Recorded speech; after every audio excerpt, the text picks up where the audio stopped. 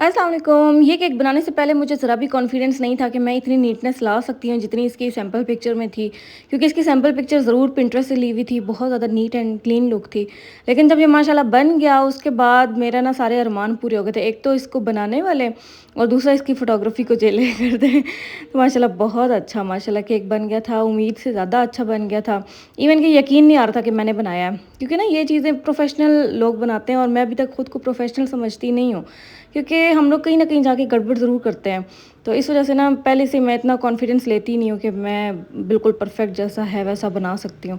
तो वो तो बस लकीली माशाल्लाह बन जाता है। हम लोग बस अपना बेस्ट देते हैं। फ़र्स्ट टाइम जो भी चीज़ हो ना उसको तो मैं ब बेस्ट देती हूँ ना, कि वो बस उसकी लुक अच्छी आ जाए। जो मतलब कि एक आपका अंदर से एक अरमान होता है ना कोई चीज़ बनाने का, वो पूरा हो जाए। तो उसी तरह बस वो उसी को लेकर मैं लगी थी और ये बनाया था। ये 5 पाउंड्स में केक था। मेरी कस्टमर हैं, उन्होंने मुझे कहा था कि मुझे आपके हाथ का टेस्ट करना है, शायद वो बेकर ख़ुद भी हैं। तो उन्होंने कहा कि मेरी बेटी की बर्थडे फर्स्ट बर्थडे थी आई थिंक सो।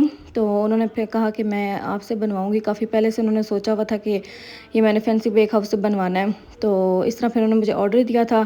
तो अक्सर ना बड़े जो होते हैं ना ऑर्डर, उसमें ना हमें यकीन नहीं आ रहा था कि क्या पता कस्टमर सिर्फ़ वो पूछने आए हों, प्राइसेस पूछने आए हों, या मतलब कि उनका इरादा कैंसिल हो जाए इस तरह। क्योंकि ना मैं हमेशा पेमेंट जो है ना वो 2 दिन पहले का कहती हूँ। तो मुझे ये होता है कि पता नहीं कस्टमर वापस आएँगे कि नहीं आएँगे, लेकिन ये आ गई थी। मैनी टाइम्स ऐसा होता है कि कस्टमर रिटर्न पे नहीं आते हैं।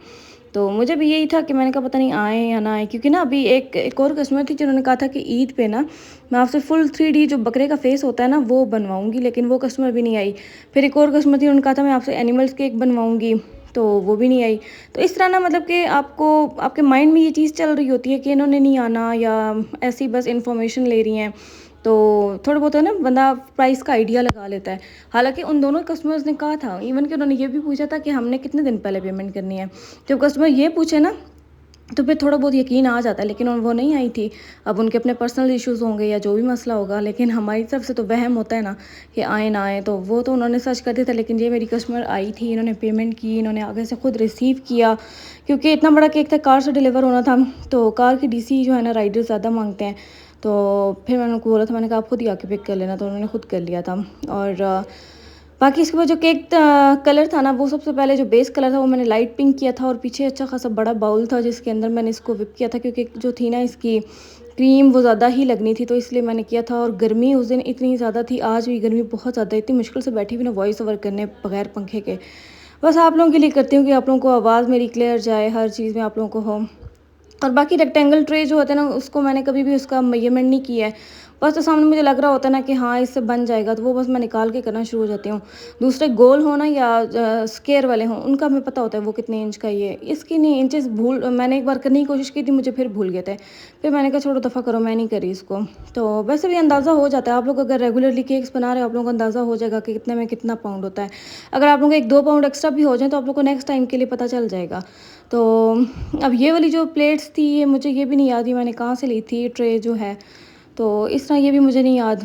तो ये कुछ चीज़ें हमारी तो अब इतनी ज़्यादा आगे ना आगे इतने साल हो गए इन चीज़ों को बाय किए हुए कि अब हमें याद भी नहीं रहता कि हमने कौन सी चीज़ कहाँ से ली थी।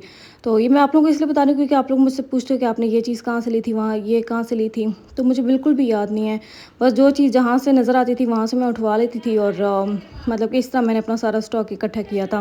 इस केक में मज़े की बात ये हुई थी कि एग्जैक्ट वही चीज़ें मेरे पास अवेलेबल थी जो सैम्पल पिक्चर में थी। सिर्फ़ एक जो था ना छोटे-छोटे डोनट्स का था मोल्ड, जिसमें चॉकलेट्स वग़ैरह हम लोग निकालते हैं, तो वो मेरे पास नहीं था। वो मुझे लग रहा था मेरी कज़न के पास है, लेकिन उनके पास भी नहीं था। तो बाकी बस बटरफ्लाई सेम थी, बीच में जो हैप्पी बर्थडे का टॉपर था वो मुझे सेम टू सेम मिल गया था। कलर्स जो थे वो तकरीबन सेम टू सेम बन गए थे। और बाकी जब डोनट्स वाला नहीं मिला ना, तो मैंने ये आइसक्रीम वाले मोल्ड मैंने 2 निकाल लिए थे। मैंने कहा अब कुछ तो करूँ ना उसकी जगह पे, क्योंकि मुझे कस्टमर ने मुझे कहा था कि आप अगर अपने नॉर्मल केक में 100% देती हैं तो आपने मेरे केक में 300% देना है। तो बस फिर मैं अपनी तरफ से भी थोड़े बहुत डर गई थी। मैंने कहा अब मैं 100% देती हूँ, आगे से 300% कैसे दूँ? लेकिन वो ये था कि अल्लाह ताला ने मेरी हेल्प की थी। उसमें उनका जो था पूरी डिमांड थी उस पे पूरा उतरने के लिए, और इस तरह मैंने इसको कंप्लीट किया था। और वैसे अचानक से ही मेरे माइंड में आया था कि मेरे पास ये आइसक्रीम मोल्ड पड़ा हुआ है, इससे निकाल लेती हूँ। और बाकी ये जो है ना, ये आप लोगों को चॉकलेट लग रही होगी, लेकिन ये भी मैंने फ़ोनेंड से किया है, क्योंकि ना मुझे वाइट चॉकलेट के साथ काम करना बिल्कुल भी नहीं पसंद।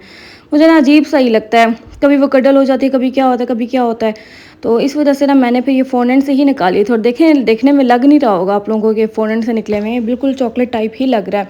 और इसके बाद वहाँ पे छोटी-छोटी बॉल्स थी, वो बॉल्स भी मेरे पास अवेलेबल थी, तकरीबन हर चीज़ मेरे पास अवेलेबल थी।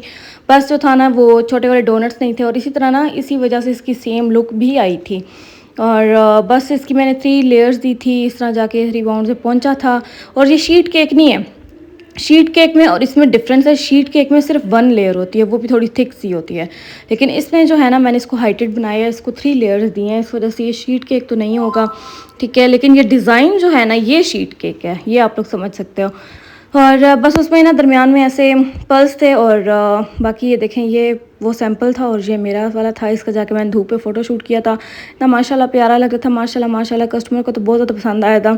हम दोनों लड़ना शुरू हो गए थे कि मैंने नहीं देना, वो कह रही नहीं मैंने लेना है। फिर इतने बड़े केक का ये भी मसला होता है, इसको फ्रीज़र में या फ्रिज में कैसे रखें। फिर उसकी मैंने जगह बनाई, इसको अच्छी खासी कूलिंग की मैंने और फिर जाके ना ऐसे मैंने इसको फिर फाइनली डिलीवर करवाया। 1 घंटे का मैंने टाइम कस्टमर को बताया था कि 1 घंटे के बाद आइएगा, तब तक इसकी कूलिंग हो जाए अच्छी सी, क्योंकि इसके ऊपर जितनी डिज़ाइनिंग और जितनी मैंने उसको करना था ना सारी सफाई उसकी देर में ना काफ़ी ज़्यादा क्रीम सॉफ्ट हो गई थी। तो मैंने कहा अब इसको थोड़ी बहुत कूलिंग करेंगे वरना फिर इसने ना ख़राब होना शुरू हो जाना है। तो इस वजह से मैंने उससे टाइम लिया था, मैंने बोला था कि आपने 1 घंटे के बाद आना है। अभी बन गया, मैंने फ्रीज़र में रख दिया, लेकिन आपने अभी नहीं आना, घंटे बाद आना है। तो वो तकरीबन 1.5 घंटे के बाद आ गई थी, तो अच्छी खासी कूलिंग हो गई थी। मैंने फ्रीज़र में ही रख दिया था, मैंने फ्रिज में नहीं रखा, क्योंकि फ्रीज़र में ज़्यादा अच्छी कूलिंग होती है और ऐसे जल्दी करने के लिए तो फ्रीज़र बेस्ट है।